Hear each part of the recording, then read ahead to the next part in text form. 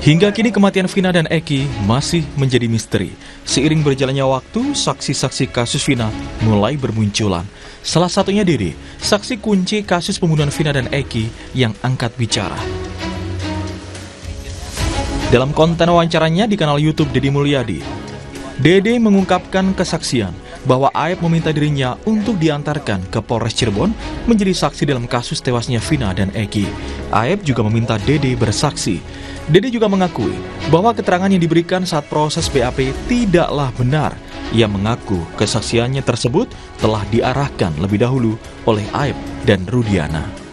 Bahwa saya nggak pernah tahu peristiwa itu sama sekali. Oke, kamu diminta sama jadi saksi, ya kan? Diminta oleh jadi saksi oleh Pak Rudiana dan Aep. Setelah itu kamu masuk ke ruangan. Masuk ke ruangan, Pak. Setelah masuk ke ruangan, Di BAP, Pak. Tapi kan sebelum masuk ke ruangan kan dibilang dulu, Pak, kamu bilang aja lagi nongkrong di warung, ada orang nongkrong segerombolan anak-anak, melempar batu, bawa bambu, nah, terus sama pengajaran itu udah diomongin dari luar dulu, Pak. Siapa yang ngomongin itu? Ya yang ngomong itu kan pertama Aep ngasih tahu, Pak. Oh, yang ngarahin bahwa kamu menyaksikan ada anak-anak melakukan pelemparan, kemudian pakai batu, bawa bambu. Nah, yang ngarahin pertama itu siapa? Aep sama Rudiana ngasih tahu ke saya, Pak. Dua-duanya. Dede juga mengaku bersalah atas kesaksian palsu itu, namun dia bingung untuk mengungkapkannya. Sebenarnya juga dari kemarin pas viral, ya saya pengen, Pak, keluar media berkata jujur. Cuman saya berpikir panjang, Pak. Saya keluar dengan sendirian, saya bisa apa? Kamu tahu nggak bahwa kesaksian kamu itu melahirkan derita yang luar biasa? Tahu, Pak. Kamu merasa dosa? Merasa. Sebenarnya ya saya sebenarnya hati kecil saya merasa dosa, Pak. Ya kalau ada di posisi keluarga saya, ya mungkin saya juga, ya mungkin keluarga saya juga ya ngerasa tersiksa, Pak. Sementara itu kuasa hukum Ibtu Rudiana, Pitra Romadhoni, membantah keterangan saksi kunci Dede yang menyebut keterangannya saat di BAP diarahkan oleh Rudiana. Pitra mengatakan keterangan Dede tidaklah benar dan fitnah. Keterangan yang disampaikan oleh Dede terhadap klien kami, Bapak Ibtu Rudiana, adalah hoax dan tidak benar, dan kami pastikan keterangan yang disampaikan saudara Dede ini yang menyatakan ia disuruh oleh Ibtu Rudiana untuk memberikan keterangan tidak benar, itu adalah keterangan yang tidak benar dan fitnah terhadap diri Bapak Ibtu Rudiana. Tidak hanya Dede, Irfan Setiawan, teman dekat anak RT Pasren, Kavi, menyangkal kesaksian Kavi yang mengaku tidak kenal dengan terpidana kasus pembunuhan Vina dan Eki Cirebon. Irfan menyebut Kavi berbohong karena mengaku tidak mengenal terpidana lainnya, padahal merupakan teman dekat sejak kecil. Saya mah emang iya Kavi itu bohong. Itu tuh bertolak belakang, sangat memang bertolak belakang sih. Itu tuh Kavi sama terpidana ya teman dari kecil sampai ya 2016 itu. Sama ya pas 2013 ya kita sampai bikin baju bareng, Bob Marley, foto-fotonya juga masih ada. Munculnya sejumlah saksi baru dalam kasus ini memang harus diuji. Namun jika keterangan saksi-saksi baru ini benar adanya, maka akan menjadi babak baru untuk membuka tabir misteri kematian Vina dan Eki. Hingga kini publik masih bertanya-tanya, apa yang menjadi penyebab pasti kematian Vina dan Eki? Adakah upaya pembunuhan? Dan mungkinkah para terpidana merupakan korban salah tangkap? Tim Liputan, Kompas TV. Saudara, hingga kini kematian Vina dan Eki masih menjadi misteri. Saksi-saksi baru mulai bermunculan di tengah viralnya kasus ini. Yang cukup mengejutkan baru-baru ini seorang pria bernama Dede yang juga menjadi saksi kunci pada kasus Vina dan Eki yang bergulir pada tahun 2016 hingga 2017 yang lalu, mengaku semua BAP atau berita acara pemeriksaan kasus Vina atas dasar arahan dan settingan Aep dan Ibtu Rudiana. Lalu mampukah keterangan para saksi ini mengungkap kasus yang sebenarnya? Pagi ini kita akan bahas dengan sejumlah narasumber, diantaranya Pitra Romadhoni, kuasa hukum Ibtu Rudiana dan juga Pasren, kuasa hukum 4 terpidana kasus Vina dan Eki Jutek Bongso, dan juga Kabarreskrim Polri 2008-2009 Komisaris Jenderal Polisi Purnawirawan Susno Duaji. Selamat pagi Bapak-Bapak. Selamat pagi. Salam sehat selalu. Salam sehat selalu. Saya ke Bung Pitra dulu, Bung Pitra sebagai kuasa hukum Pasren juga ya, Bung Pitra ya, dan Ibtu Rudiana. Saya minta tanggapan dulu soal Pasren yang dilaporkan ke polisi atas keterangan palsu. Bagaimana respons Anda sejauh ini? Yang pertama begini, Mas. Saya melihat ini semakin hari semakin aneh opininya. Saya ingin garis bawahi bahwasanya Kapi itu tidak pernah menyebutkan dia tidak kenal dengan 6 terpidana itu. Dia tidak pernah menyebutkan itu dari mulutnya. Jadi jangan juga kita buat seolah-olah dia pernah menyampaikan dia tidak kenal dengan terpidana ini. 6 terpidana itu dia kenal kecuali yang namanya Ripaldi. Itu. Jadi dari mana sumbernya ini harus jelas juga. Nggak ada Kavi ini ngomong di media saya tidak kenal dengan 6 terpidana. Nggak ada itu satupun. Nah, jadi jangan dibuat framing ya seolah-olah ini Kavi menyampaikan komentar dia tidak kenal dengan 6 terpidana. Dia kenal, yang tidak kenal cuma Ripaldi seperti itu. Baik, itu harus diluruskan dulu karena ini merupakan peradilan media sosial jadinya kita tidak boleh seperti itu. Baik, terkait dengan Pak Pasren ya, ini kan Pak Pasren telah dilaporkan ke Mabes Polri oleh rekan-rekan kita Jutek Bongso. Saya kira kita hormati hak hukum yang dilakukan oleh rekan-rekan tersebut. Tinggal nanti bagaimana mengujinya ini, apakah benar klien kami ini melakukan kesaksian palsu atau tidak. Itu yang akan membuktikan itu tentu adalah pelapor beban pembuktiannya, sebagaimana asas actori incambit probatio. Siapa yang membuat laporan dia yang harus membuktikan gitu. Nah, kita pada intinya menghormati hak setiap warga negara yang menempuh upaya hukum, itu kita hormati. Tapi diingat ya, apabila memang tuduhan itu tidak benar ya, tentunya sebagai warga negara yang baik juga kita akan menggunakan hak hukum. Dan terkait dengan tuduhan-tuduhan terhadap Abdul Pasren dan Kahfi, 2 hari yang lalu kita telah melayangkan surat permintaan klarifikasi kepada yang bersangkutan untuk membuktikan tuduhannya. Kalau memang tidak bisa diklarifikasi dengan baik, tentu kami akan layangkan somasi dan akan diproses dengan laporan polisi juga dengan tuduhan fitnah dan pencemaran nama baik. Nah, terkait dengan ada ini yang lagi viral juga ya. Katanya Dede disuruh oleh Bapak Ibtu Rudiana untuk men-setting. Saya pastikan itu adalah tidak benar dan fitnah. Karena ya saya luruskan di sini. Pada tanggal 31 Agustus itu sebelum 31 Agustus Pak Rudiana tidak kenal yang namanya Aep dan Dede ya. Kenal itu pada tanggal 31 Agustus 2016. Sekitar pukul 14.00 WIB ya, dia bertemu dengan Aep dan Dede. Nah, itu ditanya kepada Pak Rudiana apakah pernah melihat peristiwa pada tanggal 27 Agustus ya, yang dia diinformasikan itu laka lantas. Ya, jadi mereka ini menyampaikan, Aep juga menyampaikan kepada Pak Ibtu Rudiana, saya melihat Pak bahwasannya ditunjukkan sepeda motor ini dikejar-kejar nih dan dilempar oleh batu. Gitu loh.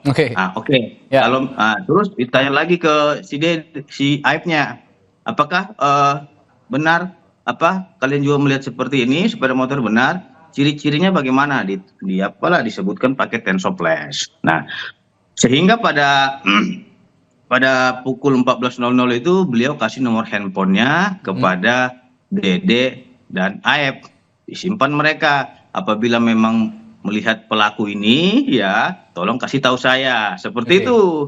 Jadi informasi yang disampaikan Dede ini bahwasannya dia disetting oleh Ibtu Rudiana ini hebat kali informasinya, kan yang periksa dia itu adalah penyidik Serse Polresta Cirebon. Bagaimana mungkin itu disetting oleh Rudiana sedangkan dia sendiri diperiksa oleh penyidik Polresta Cirebon. Tentu ya kami juga terkait dengan video itu tadi malam sudah membentuk tim ya, ada tim 6 yang menaungi 60 advokat ya untuk melakukan tindakan hukum ke depan, karena kami kira cukup sampai di sini kita berikan panggung kepada mereka-mereka ini, dan kita hormati ya mereka buat laporan polisi ya, dan kita tentu akan menggunakan hak hukumnya juga untuk memproses ini ke ranah pidana seperti itu. Karena sudah cukup sabar saya kira klien kami Turudiana menahan ini semua, dan ke depan kita akan melakukan tindakan-tindakan hukum kepada Bung Pitra siapapun yang membuat fitnah. Ya, Bung Pitra begini,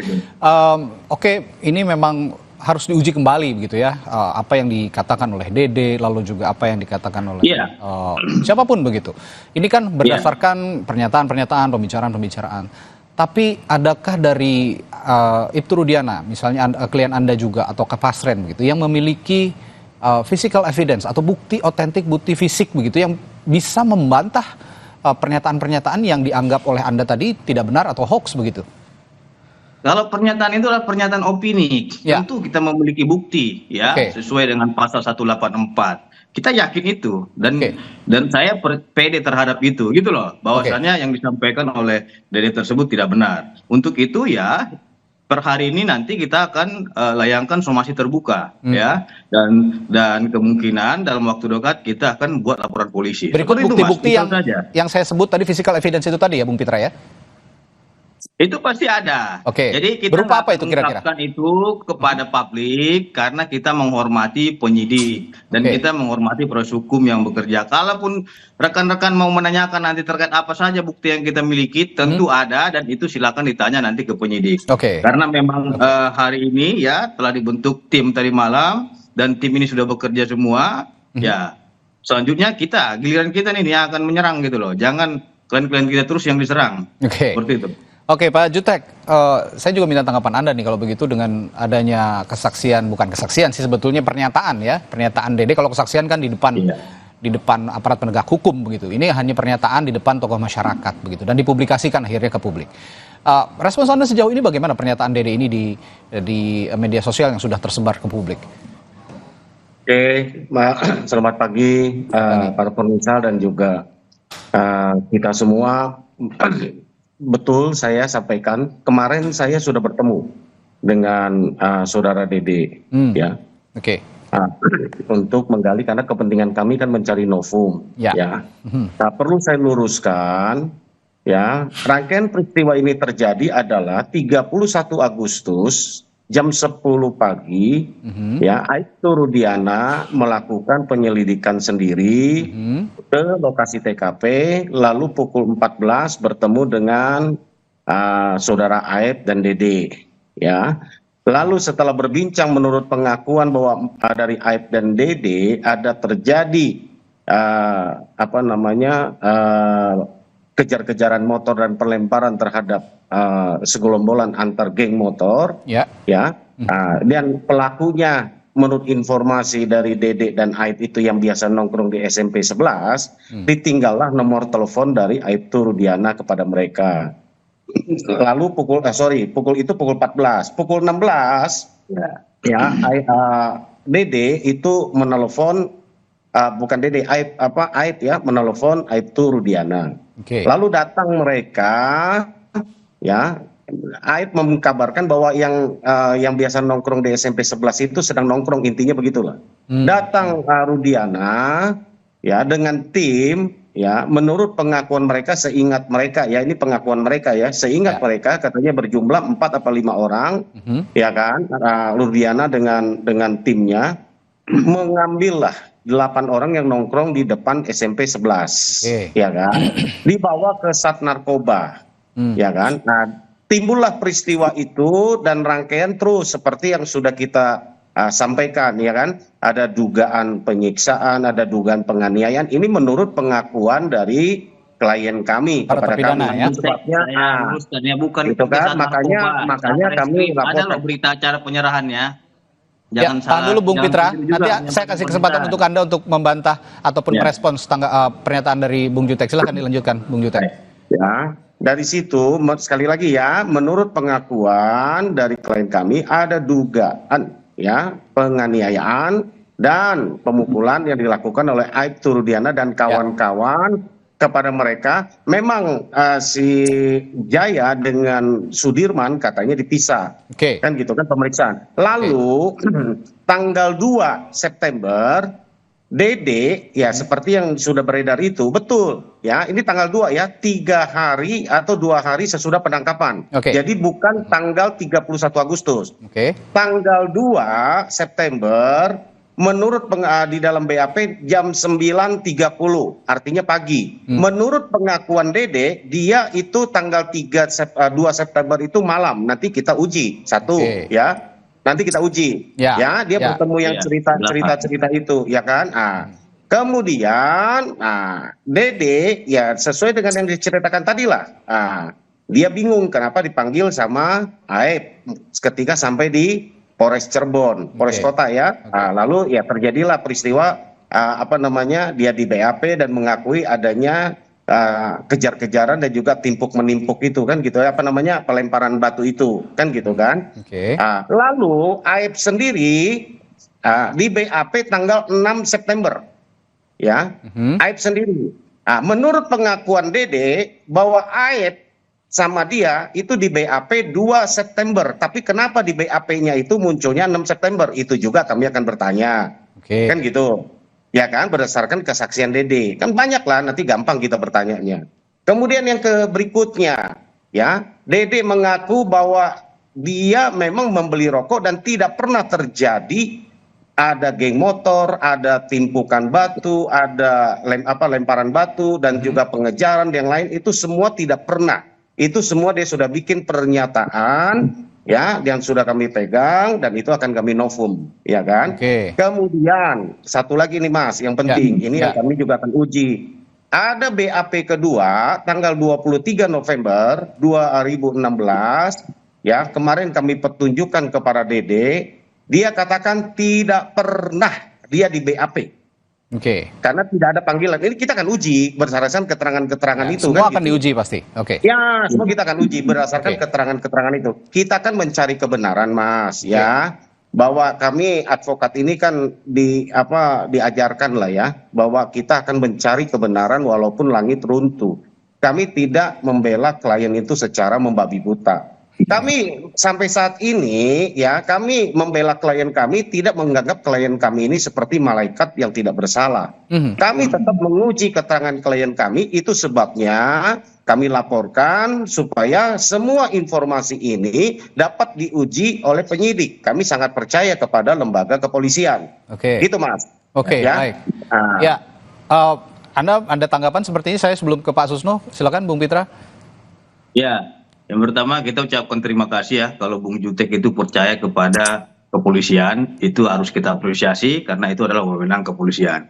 Terus yang kedua ya, saya ingin luruskan dulu, bukan tegakkan kebenaran walaupun langit akan runtuh. Biar justitia roit kailum, artinya itu tegakkan keadilan walaupun langit hendak runtuh. Baik, saya ingin sampaikan terkait dengan yang disampaikan Dede itu tidak masuk akal. Karena tanggal 31 itu ya, Dede sendiri yang menjelaskan kepada Bapak Ibtu Rudiana bahwasanya dia melihat langsung dengan mata kepalanya ada aksi kejar-kejaran dan lempar batu tanggal 31 loh. Bukan tanggal 6 atau tanggal 2 seperti yang disebutkan. Tanggal 31 Agustus. Sehingga di situ sudah clear ya. Jadi terkait apapun testimoni-testimoni mereka, ya silakan aja gitu loh, nanti kan akan kita uji di dalam pembuktian proses hukum, itu tidak ada masalah bagi kita. Tapi ingat, dengan keterangan-keterangan yang masih praduga ini, itu telah menimbulkan fitnah terhadap Rudiana karena mereka langsung menyebut namanya loh.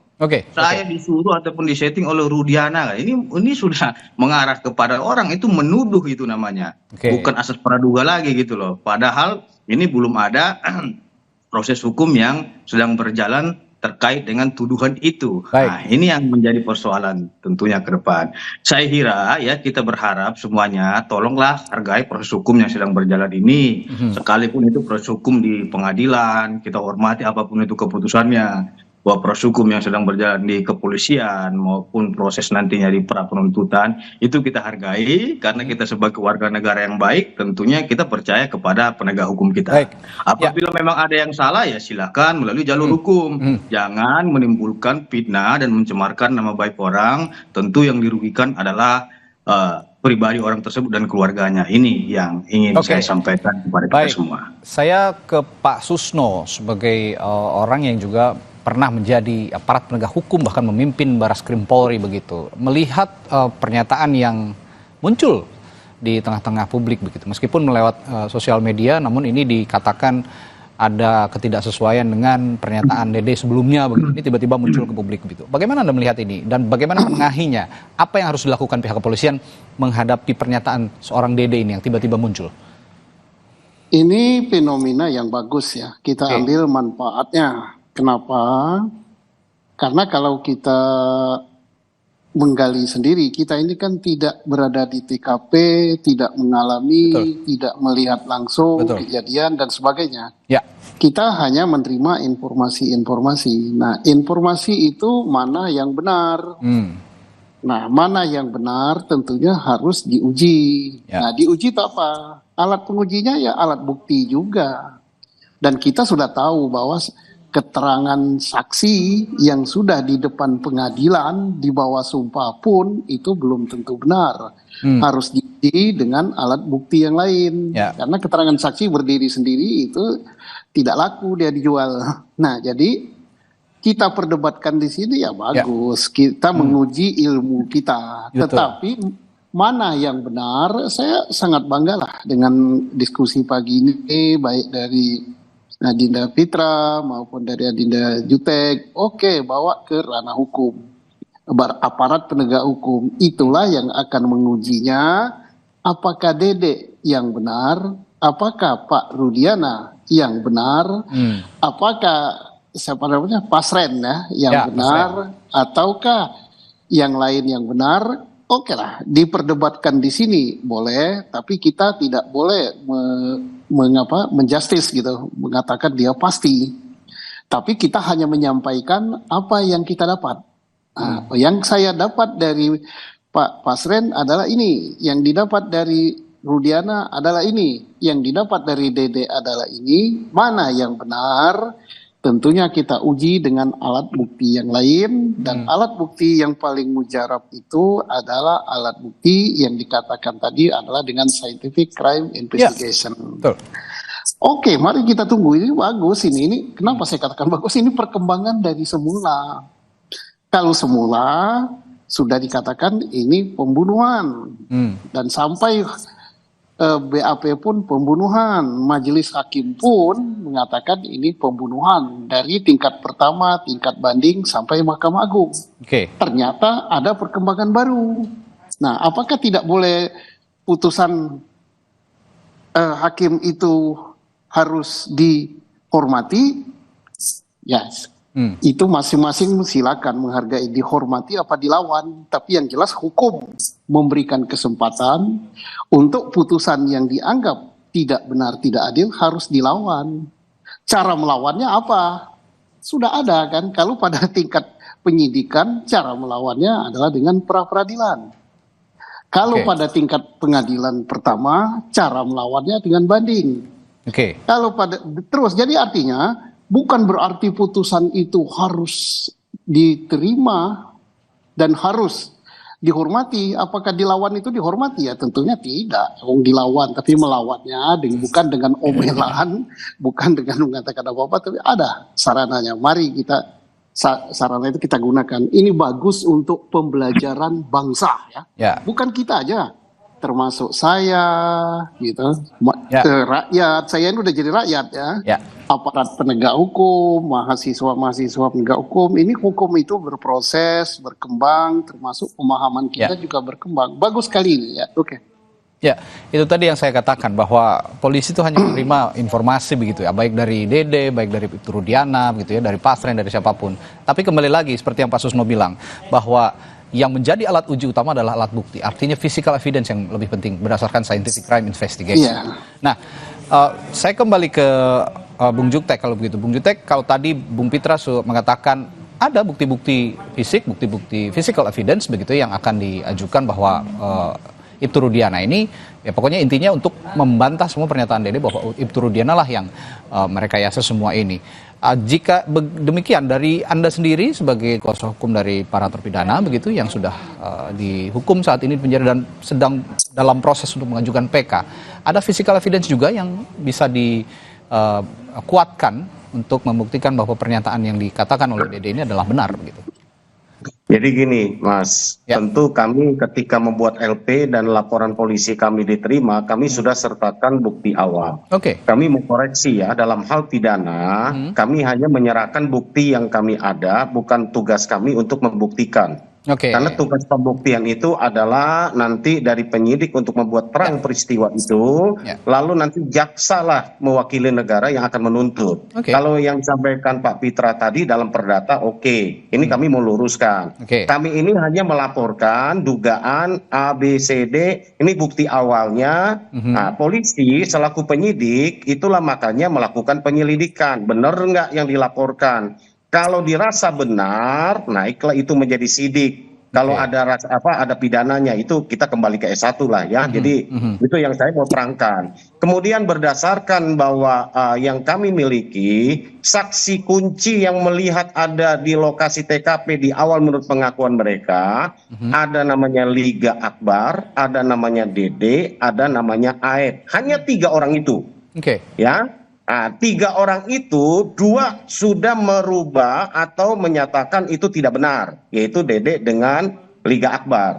Ya, jadi kuncinya ya ini sisa 1 di Aep ya. Kita tinggal lihat bagaimana. Dan belum lagi kita bicara kejanggalan-kejanggalan yang lain yang disampaikan Bang Susno tadi betul, ya kan? Saksi itu baru 1 alat bukti. Alat bukti yang lain kalau ada penusukan, ada enggak DNA-nya gitu. Kemudian batu dilempar, ada enggak, sama gitu kan. CCTV kenapa enggak dibuka, itu juga petunjuk barang bukti kan gitu. Kemudian ada HP dan yang lain yang disita, kenapa tidak dibuka ya. Saya berpikir biarlah polisi, karena bukan tugas kami untuk membuktikan itu.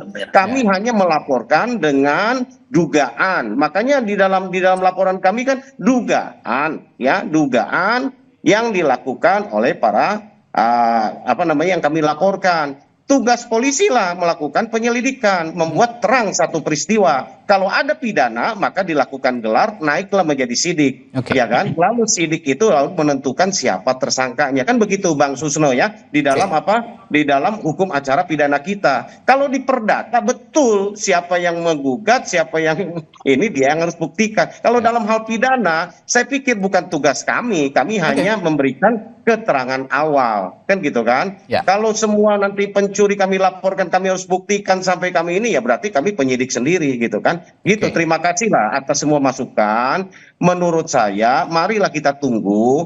Jangan jadikan, saya setuju, jangan jadikan media sebagai pengadilan atas peristiwa ini, tapi untuk memberikan pelajaran lah. Makanya saya tidak pernah menggebu-gebu, Mas.